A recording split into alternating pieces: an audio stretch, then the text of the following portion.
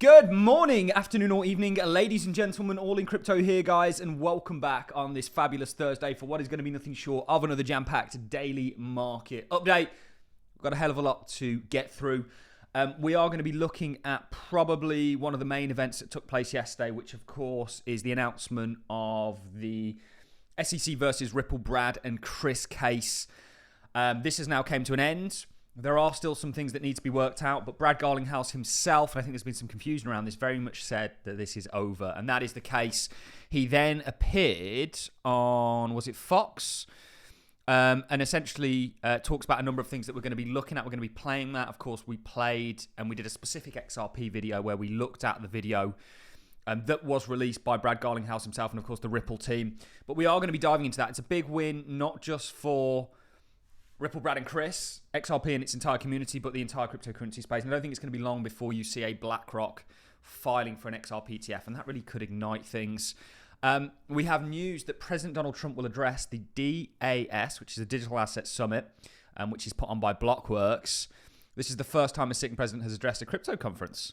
Now, he's obviously done prior crypto conferences that we know about, but this is the first time he'll actually be doing it whilst he's president. And it's going to be interesting to see, and there's lots of people speculating on what he may talk about. Then BlackRock released a advert where they say essentially that digital assets are an emerging global monetary alternative. Now, this is very interesting, and we're going to be taking a look at that. Then, of course, we're going to be talking about the Fed rate decision yesterday. More importantly, what Jerome Powell had to say afterwards. JP Morgan saying it was dovish, PwC or KPMG, saying it was hawkish.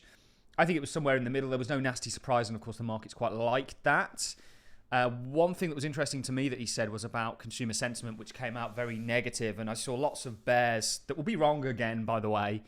We're not heading into an apocalypse. We're not heading into a recession, in my opinion. I'm far more in favor of Trumponomics than I am not.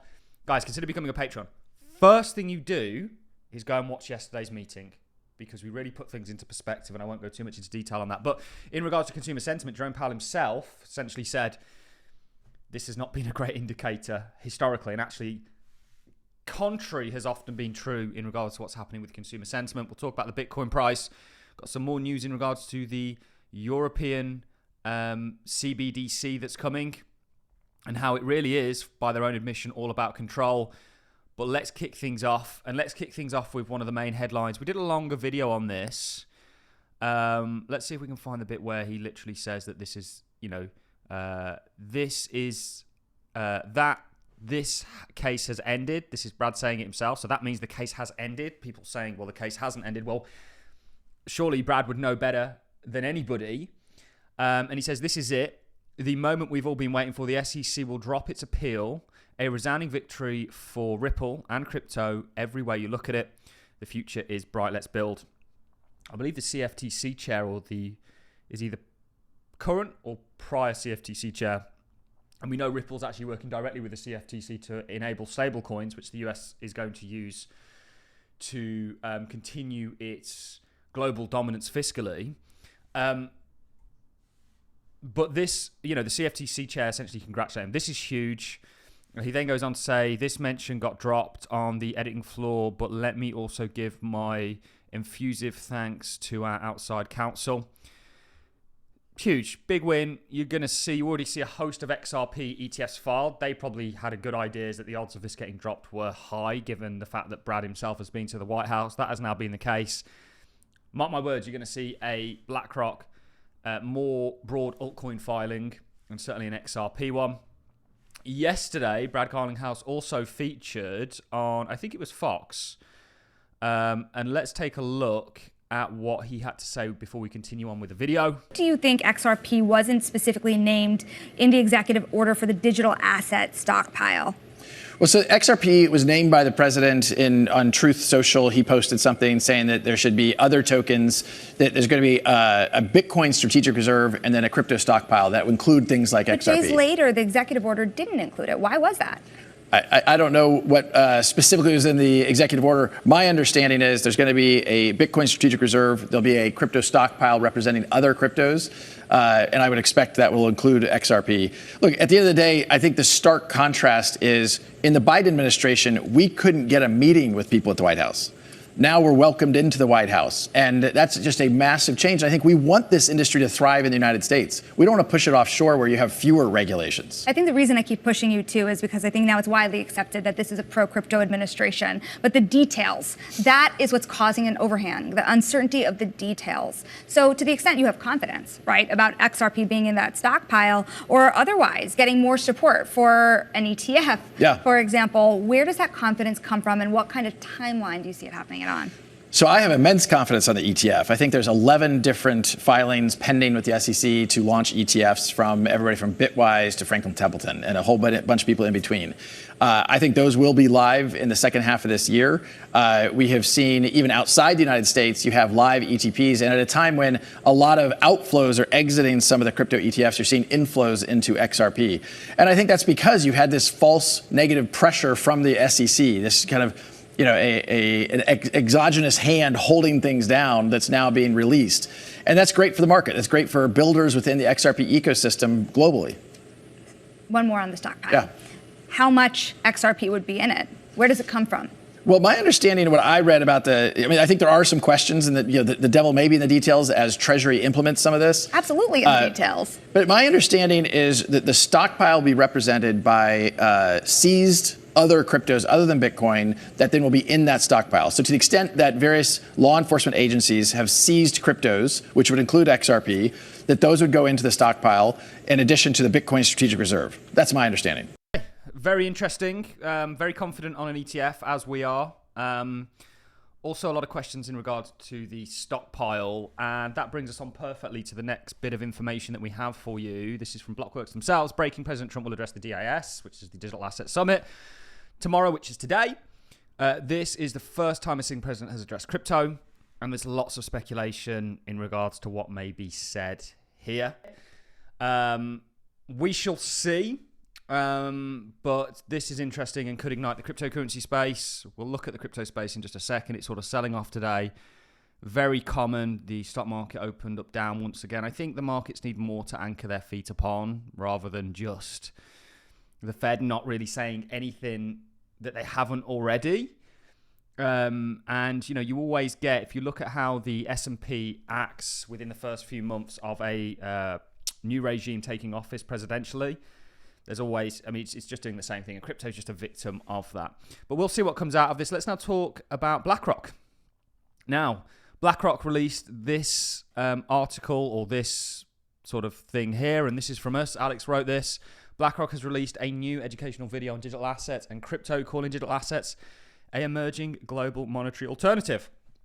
Let's run the clip. And iShares product strategist here with today's question. What are digital assets?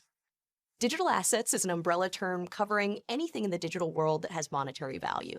Types of digital assets can include things like data, intellectual property, and cryptocurrencies like Bitcoin, which make it possible to facilitate transactions anywhere in the world almost instantly and at very low cost.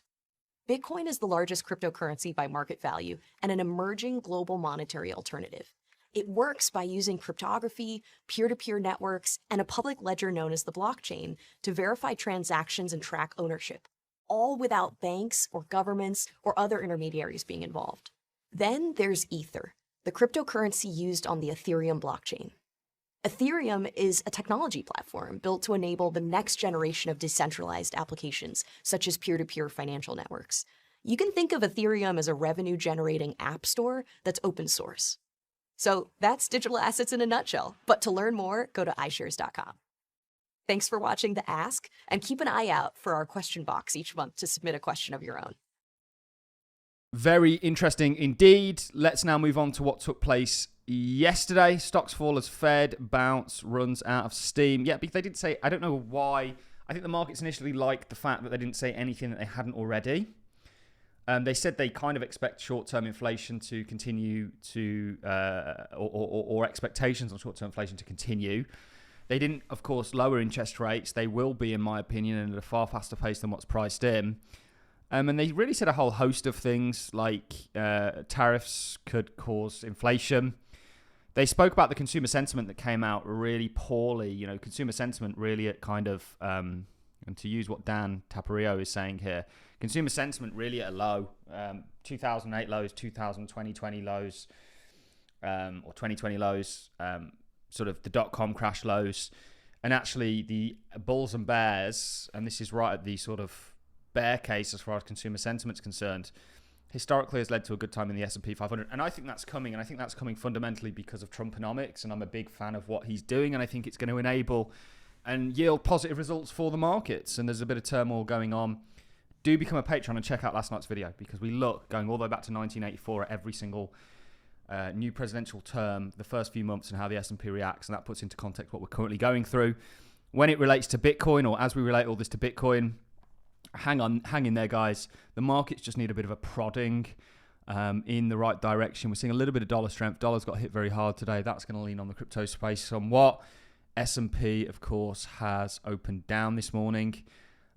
This is still a normal pullback, guys, and I think this is ultimately going to lead to continuation with some of those economic policies getting worked through. And to finish things off and put a capstone on everything, we looked at how digital IDs have been confirmed in Europe and CBDCs by Christine Lagarde himself. This is from the European Central Bank. The digital euro is not about creating a new form of money, says economic chief Phil Arlane. It's about ensuring that Europe retains control over its monetary and fiscal destiny in the digital age against the backdrop of increased geopolitical fragment. So this is all about control, guys, and you should have known that already. Ladies and gentlemen, that is it from me. A lot of information. If you're not already subscribed, do consider becoming one. We'll keep you up to date every single day on this channel in regards to what's happening in the cryptocurrency space. Certainly, you know, I obviously used to watch a lot of content. I know what's out there. You know, most other channels can't compete in regards to what we're delivering. So do become a subscriber. That's it from me, guys. I'm going to love and leave you. Thanks for watching. See you in the next one.